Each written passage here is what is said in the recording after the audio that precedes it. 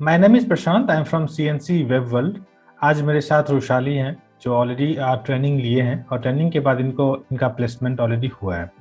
तो आज हम लोग समझेंगे कि रुशाली को जो ऑलरेडी इनका कुछ गैप भी था, तो ट्रेनिंग के बाद इनको कितना हेल्पफुल रहा और इंटरव्यू की इनकी जर्नी किस तरह से हुई, किस तरह से इंटरव्यू क्वेश्चन पूछे गए और इन्होंने इसका किस वे से आंसर किया और प्लेसमेंट्स कैसे हुई। तो कंग्रेचुलेशंस रुशाली, आपको प्लेसमेंट्स के लिए न्यू सॉफ्ट में। Yeah, thank you so much. It's all because of you. Okay, और आपका जर्नी किस तरह से रहा, आप एक ब्रीफ में बताएंगे? हाँ, जर्नी तो बहुत अच्छा रहा। आफ्टर कंप्लीटिंग सीएनसी से जैसे ही मैंने कोर्स कंप्लीट किया, फिर आपने जैसे बोला कि अभी थोड़ा थोड़ा इंटरव्यू देना स्टार्ट कर दो। फिर जैसे मैंने इंटरव्यू स्टार्ट किए तो पहले पहले तो मतलब कॉन्फिडेंस नहीं लग रहा था उतना, ऐसे लग रहा था कि मतलब अभी आएगा या नहीं आएगा, जितने हमने पढ़ा उससे अगर आउट ऑफ द सिलेबस पूछा तो क्या होगा वगैरह। लेकिन जैसे एक दो इंटरव्यू हुए तो फिर समझ में आ गया कि जो हमने पढ़ा है सीएनसी में उसमें से ही सब पूछते हैं, उसके अलावा कुछ भी नहीं है। और कुछ रिपीटेटिव रहते हैं क्वेश्चंस वगैरह, टॉपिक्स जो हम मैम ने ऑलरेडी पढ़ाए थे, बस उसमें से वो पूछ रहे थे। फिर वो एक कॉन्फिडेंस भी आ गया था कि हाँ चलो आता है। और जैसे 2-3 इंटरव्यू में प्लेस्ड हो गए थे मैं, और एक मतलब 2 कंपनी में हो गए थे मेरे एक ही दिन में। 2 इंटरव्यू हुए थे और दोनों में हो गए थे मैं। फोर्थ ही था मेरा। तो कौन कौन से कंपनी में आपका प्लेसमेंट हुआ था? मेरा साइबेज में भी हो गया और न्यू सॉफ्ट में भी हो गया। ओके, तो अच्छा, इंटरव्यू में आपको किस तरह के क्वेश्चंस पूछे गए थे? क्वेश्चंस जैसे बेसिक बेसिक ही रहते हैं एचटीएमएल के, जैसे difference between tag and element, और जो सीएसएस प्रॉपर्टीज रहते हैं, डिस्प्ले इनलाइन ब्लॉक वगैरह, वो ब्लैक कोड्स क्या होता है, स्पैन और ड्यू में डिफरेंस क्या होता है, और कुछ ऐसे बेसिक बेसिक ही क्वेश्चन पूछे गए थे। और जावास्क्रिप्ट के भी ऐसे लेट वेयर, ये इसमें डिफरेंस क्या होता है, इसकी डेफिनेशन क्या होती है और किस तरह से हम यूज करते हैं प्रोग्राम में। और दिस कीवर्ड का कि ये कैसे यूज करते हैं, ऑब्जेक्ट क्या होता है, अरे क्या होता है, ये सब क्वेश्चन पूछे थे। ओके, आपको इंटरव्यू में कभी लाइक इम्प्लीमेंटेशन बेस्ड सपोज कुछ असाइनमेंट्स मिले थे या फिर असाइनमेंट्स करने के लिए, तो वो किस तरह का था? नहीं, एक बार मुझे आया था कॉल असाइनमेंट का, लेकिन वो जैसे मुझे वो कुछ लगा नहीं, क्योंकि उन्होंने प्रोजेक्ट ही दे दिया था। तो आई थॉट कि ये करने में कोई फायदा नहीं है, क्योंकि उनका कंपनी का भी मैंने थोड़ा चेक कर लिया था किससे क्या है। तो मुझे लगा कि इस पे जाके क्या कैरी फॉरवर्ड करके, कि उन्होंने बहुत सारे रिक्वायरमेंट दे थे, पूरा प्रोजेक्ट ही था बहुत बड़ा।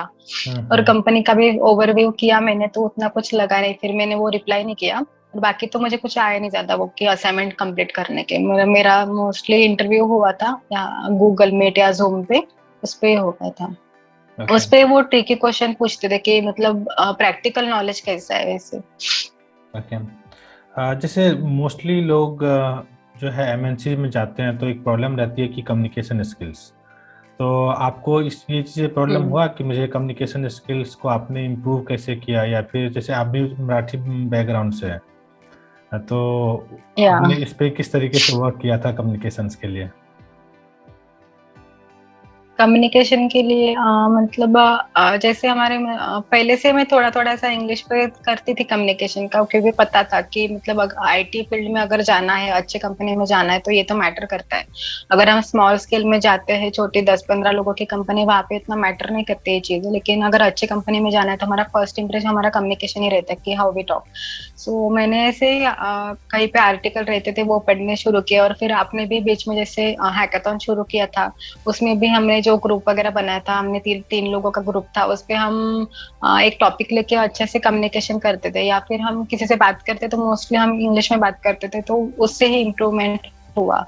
और जैसे वो आपने जो शुरू किया था, तो वो 2-3 बार हमने 30 मिनट्स या 45 मिनट्स का जैसे वो कम्युनिकेशन किया था, डिस्कशन इन इंग्लिश, तो उससे भी थोड़ा कॉन्फिडेंस बढ़ गया था कि हाँ हम बात कर सकते हैं। क्योंकि जब तक बात करते नहीं तब तक कॉन्फिडेंस भी नहीं आता और पता भी नहीं चलता कि हमारी स्किल क्या है।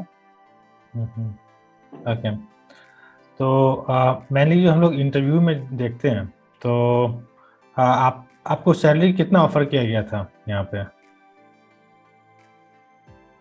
सैलरी मुझे साइड बैच में तो डायरेक्टली उन्होंने 6.5 का दिया था। हम्म। उन्होंने मतलब कुछ नेगोशिएशन का या फिर कुछ रखा ही नहीं था, डायरेक्टली उन्होंने कहा कि हम 6.5 दे रहे हैं आपको। तो वहां पे मैंने नेगोशिएशन नहीं किया था, लेकिन जैसे न्यू सॉफ्ट में वो बोल रही थी कि 3.5 बोला था उन्होंने पहले।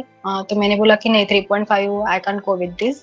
I having 2.5 years of experience, so I expecting 5 to 6। तो उन्होंने बोला कि नहीं, मुझे अप्रूवल ही नहीं 2.6 के लिए। लेकिन मैंने कहा कि नहीं, मैं उससे कम भी नहीं ले सकती फिर।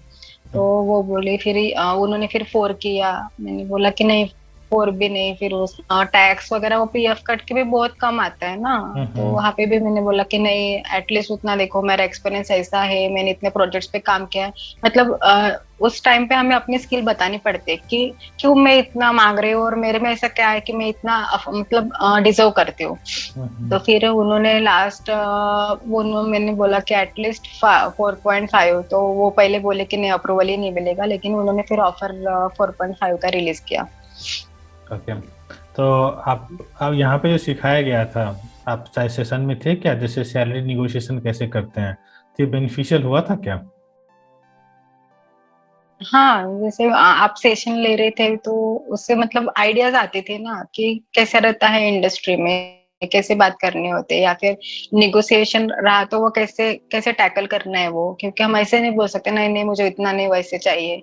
तो वो भी एक वे होता है ना वहाँ पे बात करने का। तो आपने वो सब बताया था कि हम प्रोफेशनल वे में कैसे बात करनी चाहिए, कि ऐसा नहीं ऐसे, कैसे हम अपनी स्किल उनके सामने रखें। ओके। तो वो अभी हेल्पफुल रहा था जैसे आप सेशन लेते थे। हम्म, अभी के टाइम में जॉब मिलना आसान है या डिफिकल्ट है? नहीं, बहुत आसान है। मतलब मुझे पहले ऐसे ही लग रहा था कि नहीं जाएगा जॉब सर्च करना आईटी में ऐसे।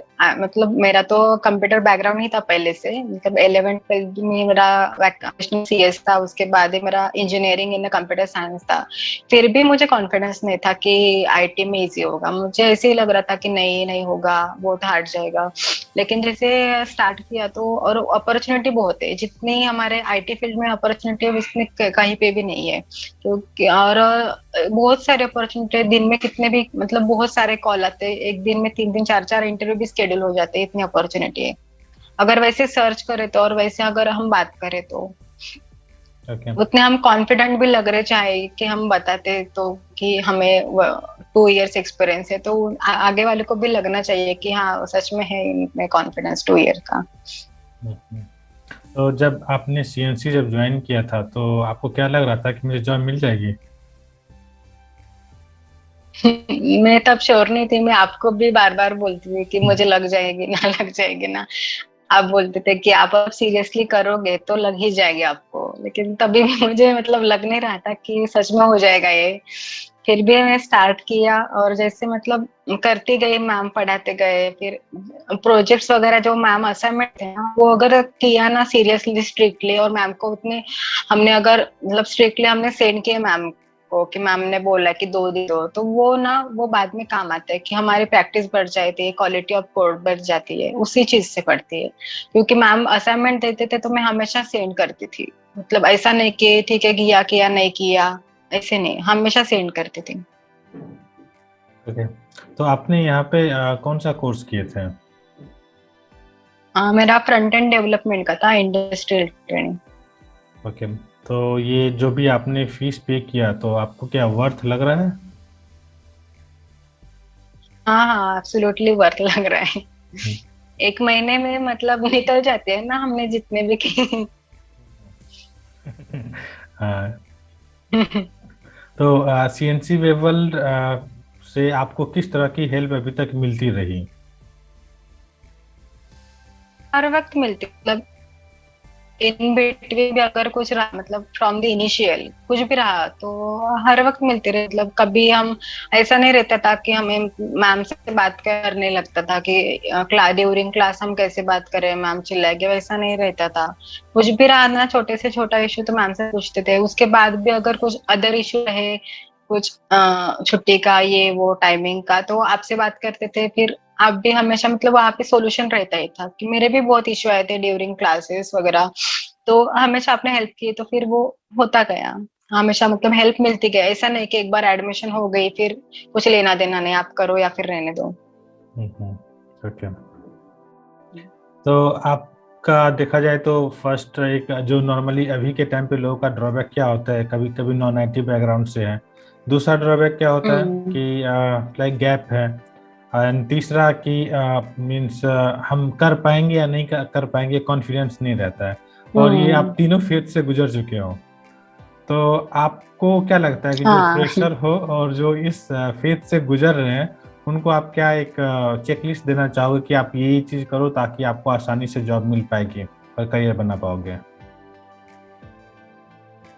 कोई भी अगर करना है तो मतलब एक फोकस रखना चाहिए कि ऐसा नहीं कि आईटी से ही है या फिर नॉन आईटी, अगर नॉन आईटी भी है तो एक डिसाइड करना चाहिए कि क्या करना है मुझे, फ्रंट एंड में जाना है तो फिर वो उसकी उसी के बारे में, मतलब ऐसे नहीं कि हमने क्लास किया हो गया, फिर उसके बारे में और पढ़ना चाहिए, ये करना वो करना चाहिए, और सर्च मार्केट में और क्या चल रहा है अराउंड दैट वो भी सर्च करना चाहिए, तो वैसे हो जाता है। और कम्युनिकेशन पे भी ध्यान देना चाहिए क्योंकि हमें अगर फर्स्ट कॉल आता है एचआर का तो वो हमारा कम्युनिकेशन ही मैटर करता है वहाँ पे, अगर वहाँ पे ही अगर हम बात नहीं कर पाए तो आगे स्केड्यूल ही नहीं करते ना इंटरव्यू, तो हमारा कम्युनिकेशन पे फोकस्ड रहना चाहिए तो हो जाता है, इतना कुछ मतलब हार्ड नहीं है यहाँ पे। ओके। तो अगर देखा जाए तो टेक्निकल स्ट्रांग करना है, कम्युनिकेशन स्ट्रांग करना है, फोकस एक चीज़ पे रहना चाहिए या जिस पे हम लोग आसानी से कर सकते हैं, तो जॉब मिलना हम्म। डिफिकल्ट नहीं रहेगा। हाँ।